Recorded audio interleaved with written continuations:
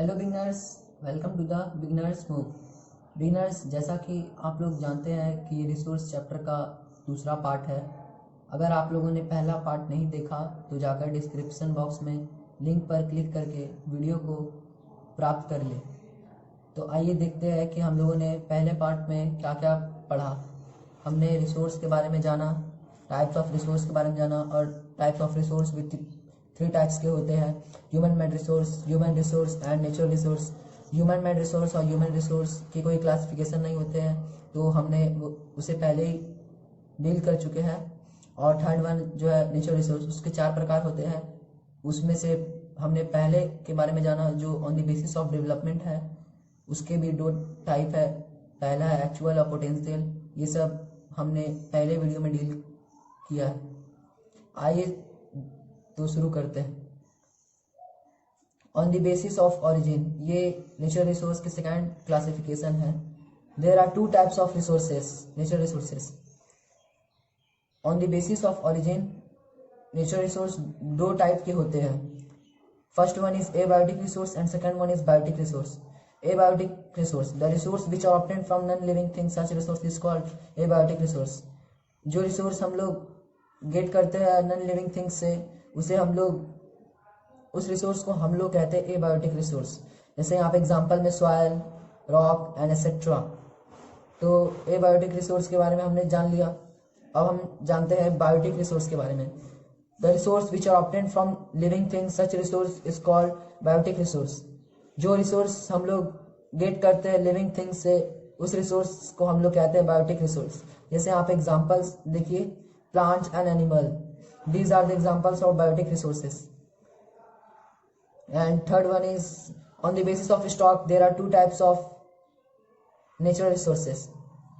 Stock के basis पे, कितना माल है उसके बेसिस पे नेचुरल रिसोर्स को भी 2 क्लासिफिकेशन में बांटा गया है। First one is renewable resources and second one is non renewable resources. Renewable resources, the resource which we get refined regularly and some of this are unlimited, such resource is called renewable resource.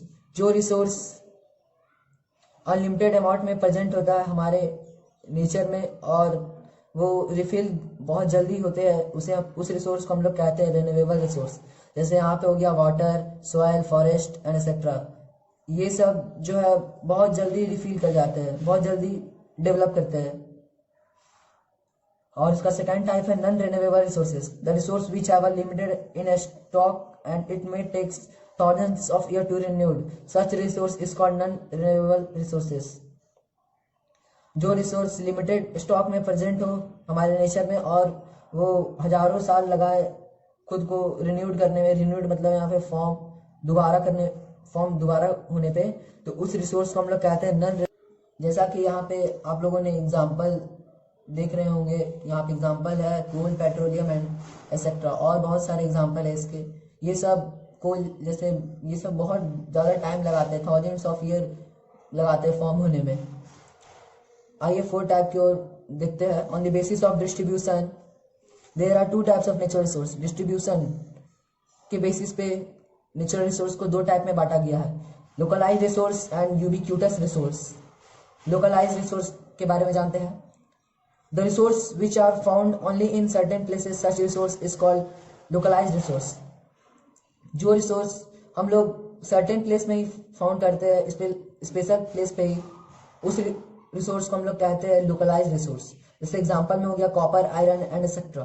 These are the examples of localise resources.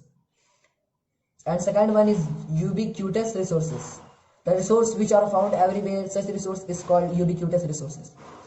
जो resource हमें हर जगह प्राप्त होते हैं, उस resource को हम लोग कहते हैं यूबिक्यूटस रिसोर्स। जैसे यहाँ पे एग्जांपल में हो गया एयर एंड एक्सेट्रा। और जैसा कि आप लोग जानते हैं कि अब हमारा लास्ट टॉपिक बच रहा है जो है कंजर्विंग रिसोर्सेज।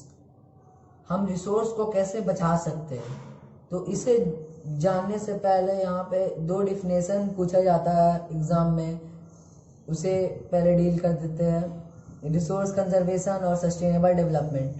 तो रिसोर्स कंजर्वेशन के बारे में जानते हैं। Using resource carefully and giving them to get renewed is called resource conservation. हम रिसोर्स का अच्छे तरीके से यूज करें और उसे टाइम दे फिर से दोबारा फॉर्म होने में, तो उस रिसोर्स को हम लोग कहते हैं रिसोर्स कंजर्वेशन। और second one is sustainable development, balancing the need to use resources and also conserve them for the future is called sustainable development. हम रिसोर्स को बैलेंस करके यूज करें और उसे फ्यूचर के लिए बचा के रखें, उसे हम लोग कहते हैं सस्टेनेबल डेवलपमेंट। यहाँ पे बहुत सारे वेज है जिसके माध्यम से हम लोग रिसोर्स को बचा सकते हैं। तो यहाँ पे पहला है each person can contribute by reduction consumption of resource, हर एक व्यक्ति योगदान दे सकते हैं रिसोर्स को कम यूज करके। Second one is each person can contribute by recycling the resource, resource को रिसाइकल करके हर एक व्यक्ति योगदान दे सकते हैं। Third one is each person can contribute by reusing the things and resources, हर एक व्यक्ति सामान को रीयूज करके और रिसोर्स को भी रीयूज करके अपना योगदान दे सकते हैं एनवायरनमेंट में। Fourth one is all uses of renewable resources are sustainable, हम रिन्यूएबल रिसोर्स का इतना ही यूज करें, लिमिटेड अमाउंट में यूज करें, मतलब है इतना ना यूज कर ले कि ये प्रेजेंट में ना बचे, हमें इसे फ्यूचर में ही बचाना है। या fifth one is change personal attitude and practice towards the environment, अपना खुद का व्यक्तित्व जो उसका एटीट्यूड है उसे हम चेंज करेंगे और एनवायरनमेंट के प्रति प्रैक्टिस करेंगे। प्रैक्टिस मतलब कुछ ध्यान देंगे, यहाँ से बोल सकते हैं आप। Sixth one is every communities to take care for their own environment, हर एक जाति को टेक केयर करना चाहिए प्रकृति के लिए। All about resource, that's all. Thank you beginners for watching this video. अगर आपको वीडियो अच्छी लगी तो लाइक करें और शेयर करें, और अगर आपको कोई क्वेश्चन हो related to this topic then you can ask on the comment box करेंगे। Thanks for watching this video beginner.